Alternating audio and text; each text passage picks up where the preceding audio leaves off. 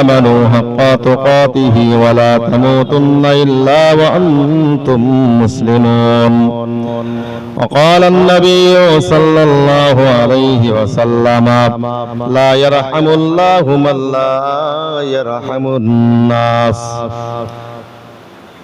أو كما قال عليه الصلاة والسلام সর্বপ্রথমে প্রশংসা জ্ঞাপন করেছি সেই মহান আল্লাহর দরবারে যিনি আমাদের বসার মতো তৌফিক দিয়েছেন। সকলে বলুন আলহামদুলিল্লাহ। দরুদ ও সালাম সেই বিশ্ব নবীর দরবারে অসংখ্যবার দরুদ ও সালাম। সকলে বলুন সাল্লাল্লাহু আলাইহি ওয়াসাল্লাম। কিছু আলোচনা করার নিয়েই বসেছি। মহান আল্লাহ জানো আমাকে বলার এবং আপনাদের আমল করার তৌফিক দেন। সকলে বলুন আমিন। ভাই, আমরা পৃথিবীতে যারা এসেছি আমাদেরকে একদিন না একদিন মরতে হবে। প্রত্যেকটা মানুষ আমরা একদিন না একদিন মৃত্যুর স্বাদ আমাদের গ্রহণ করতে হবে। মরে যাওয়ার আগেই পৃথিবীর জমিন থেকে আমাদের নেক কাজ, ভালো কাজ করে যদি আমরা যেতে পারি তবেই হাসরের মহাময়দানে এর যাজা, এর পুরস্কার অবশ্যই আল্লাহ আমাদেরকে দেবেন। আল্লাহর বান্দা মনে রাখুন, তাই মহান আল্লাহ কোরআন শরীফের মধ্যে বললেন, ইয়া আইয়ুহাল্লাযীনা আমানু, হে ঈমানওয়ালা মানুষেরা তোমরা মনে রাখো, হাক্কা তুকাতিহি ওয়া লা তামুতুন্না ইল্লা ওয়া আনতুম মুসলিমুন। মহান আল্লাহ বললেন, ও আমার বান্দা বান্দি তোমরা মনে রাখো, তোমরা ততক্ষণ পর্যন্ত মরো না যতক্ষণ না তোমরা প্রকৃত মুমিন মুসলমান না হবে, ততক্ষণ পর্যন্ত তোমরা মরো না। আল্লাহ বলছে যে তোমরা ততক্ষণ পর্যন্ত মরো না যতক্ষণ না তোমরা প্রকৃত ইমানদার মুমিন মুসলমান না হবে, তোমরা ততক্ষণ পর্যন্ত তোমরা মরো না। পৃথিবী থেকে আমরা যদি ভালো কাজ করে যেতে পারি তাই এর যাজা, এর পুরস্কার অবশ্যই পাওয়া যাবে ইনশাআল্লাহ। আল্লাহর বান্দা মনে রাখো, তাই তো মহান আল্লাহ বললেন, আমার বান্দা বান্দে তোমরা মনে রাখো, তোমরা পৃথিবীর জমিন থেকে ততক্ষণ পর্যন্ত তোমরা মৃত্যু মুখে পতিত হয়েও না যতক্ষণ না তোমরা প্রকৃত মুমিন মুসলমান না হতে পারবি, ততক্ষণ পর্যন্ত তোমরা ইন্তেকাল তোমরা করো না।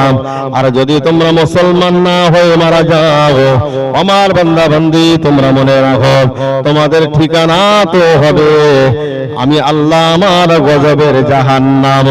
আর যদি তোমরা ঈমান নিয়ে যদি তোমরা মারা যাও, প্রকৃত মুমিন মুসলমান হয়ে যদি মারা যাও, আমি আল্লাহ বলছি আমার ওই সমস্ত বান্দা বান্দীদের ঠিকানা হবে আমার দয়ার জান্নাত।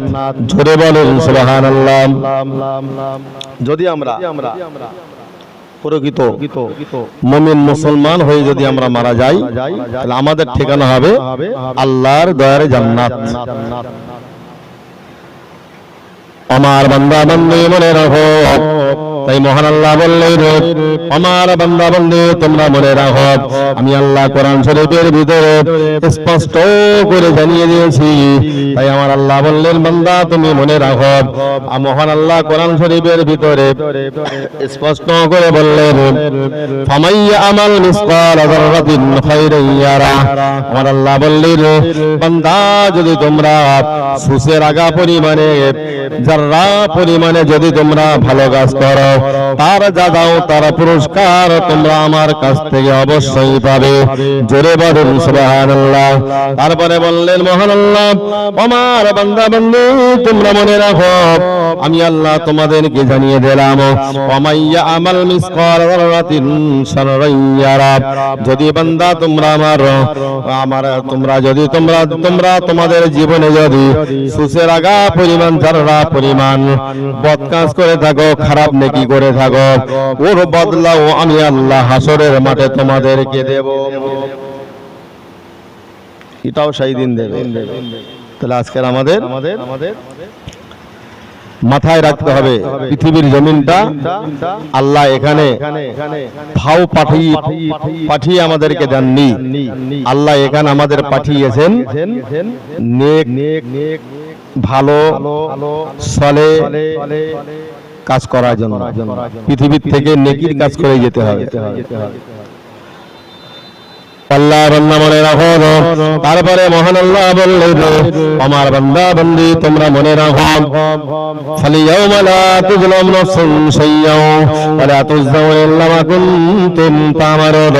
আমার আল্লাহ বললেন, বান্দা তুমি মনে রাখো, আমি আল্লাহ তোমাদেরকে জানিয়ে দিলাম, ফালিয়াউমা লা তুযলামু নাফসুন শাইয়্যাও ওয়া লা তুজজাউনা ইল্লা মা কুনতুম তা'মালুন। আমার আল্লাহ বললেন, বান্দা আমি হাসরের মহাময়দানে কোন বান্দা বান্দির উপরে যারা পরিমাণ জুলুম করব না, আমি অত্যাচার করব না, ও বান্দা বান্দির উপরে আমি আল্লাহ ইনসাফের কাজ করব না। যে যতটা পাওনাদার, যে যতটা পাবে তার রীতিমতো আমি তার হক আদায় করে দেব। আল্লাহর বান্দা মনে রাখুন, আপনি যেটা পাবেন হাসরের মহাময়দানে আল্লাহ আপনাকে সেটা দেবেন। ভালো কাজ করলে পরে তার যা তার পুরস্কার অবশ্যই আল্লাহ কাল কিয়ামতের ময়দানে দেবেন। যদি ভালো কাজ করি আর যদি খারাপ কাজ করি সেটাও আল্লাহ দেবেন সেই দিন, কিন্তু সেটা নিয়ে সেই দিন কান্নাকাটি করা ছাড়া কোনো উপায় থাকবে না।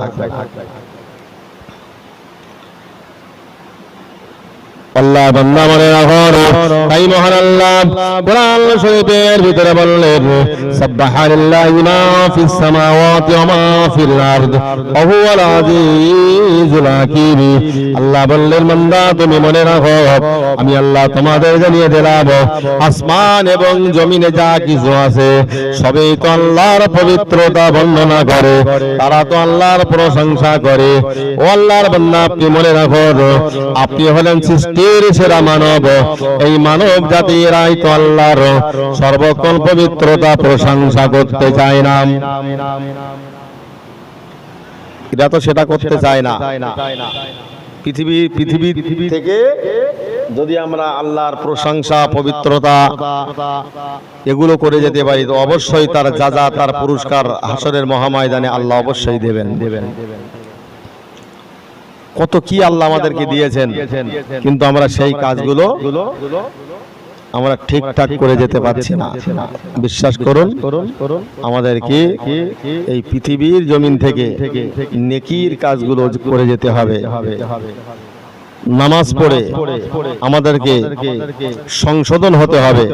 নামাজ পড়ে মুনাফিকি করলে চলবে না, নামাজ পড়ে চগলখুরি করলে চলবে না, নামাজ পড়ার পরে অহংকার করলে চলবে না, নামাজ পড়ার পরে অপরের ভালো দেখব না এটা নয়, নেকির কাজটাই আমাদের করতে হবে, হিংসা ছাড়তে হবে।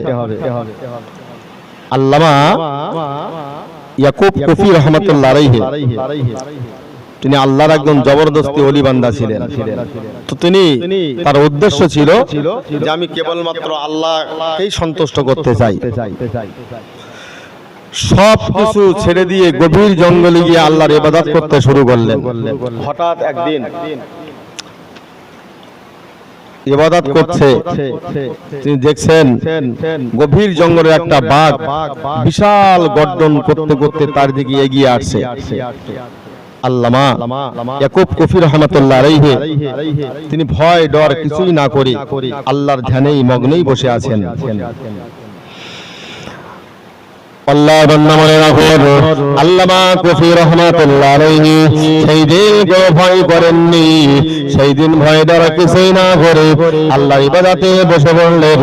হঠাৎ লক্ষ্য করে দেখা গেল গভীর জঙ্গলে ওই বাঘটা এসে এবার ইয়াকুব কফি রাহমাতুল্লাহ আলাইহির সমস্ত দিকটা একবার ঘুরিয়ে ঘুরে দেখলেন।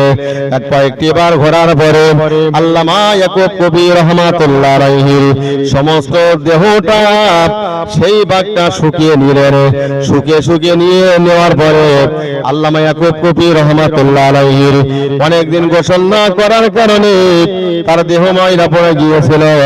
আল্লামা ইয়াকুব কফি রাহমাতুল্লাহ আলাইহির ওই বাঘটা তার নিজের ওই জিহ্বা দিয়ে ইয়াকুব কফি রাহমাতুল্লাহ আলাইহির দেহের ময়লাগুলো পরিষ্কার করে দিলেন।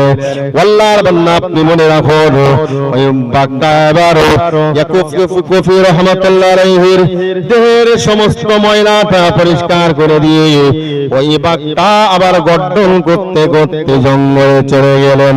জোরে বলেন সুবহানাল্লাহ। ইয়াকুব কবি রহমাতুল্লাহ আলাইহি এই দৃশ্য দেখে তাহাজ্জুদে নামাজ পড়ে আল্লাহর কাছে হাত উঠিয়েছে, বলছে আল্লাহ নিশ্চিত আপনি আমার ইবাদত কবুল করেছেন, না হলে গভীর জঙ্গল থেকে বাঘকে আপনি পাঠিয়ে দিতেন। এই যে একটা চিন্তা ধারণা মনের ভিতরে একটা অহংকার ভাব এসে যাওয়া, আল্লাহ বলছে তবে রে আল্লাহর বান্দা মনে রাখো না। তারপরে দিন ইয়াকুব কবি রহমাতুল্লাহ আলাইহি আবার ওই ধারে মগ্ন আল্লাহর ইবাদত করতে বসে গেছেন, কিন্তু মনে মনে চিন্তা করছেন যে আমার ইবাদত অবশ্যই কবুল হয়েছে বলে আল্লাহ গভীর জঙ্গল থেকে বাঘটা পাঠিয়ে দিলেন। তারপরে দিন ওই বাঘটা আবার গর্জন করতে করতে চলে এলেন। ইয়াকুব কবি রহমাতুল্লাহ আলাইহি সমস্ত পাশে এসে ওই পাশে এসে আবার চতুর্দিকে কয়েকটি বার ঘুরে আগের দিন প্রথম দিন যেমন ঘোরার পরে নিজের জিহ্বাটা দিয়ে ইয়াকুব কবি রহমাতুল্লাহ আলাইহি দেহের ময়লাগুলো পরিষ্কার করেছিলেন, আজকের কিন্তু না দেহের ময়লাটা পরিষ্কার না করে আবার ইয়াকুব কবি রহমাতুল্লাহ আলাইহি ওই সমস্ত দেহটা একবার শুকিয়ে নিয়ে পিছনের পাটা উঁচু করে দিয়ে ইয়াকুব কবি রহমাতুল্লাহ আলাইহির দেহের উপরে পিশাব করে দিয়ে বাঘটা গর্জন করতে করতে আবার জঙ্গলে চলে গেলেন। বলছে আল্লাহ দ্বিতীয় দিন এটা হলো কেন? আল্লাহ বলছে ইয়াকুব প্রথম দিনই তোমার ভিতরে একটা ফকর ঢুকেছিল, আত্ম অহংকার ঢুকেছিল, এই জন্য আমি আল্লাহ তোমার জীবনের আমল সব বরবাদ করে দিয়েছি। আত্ম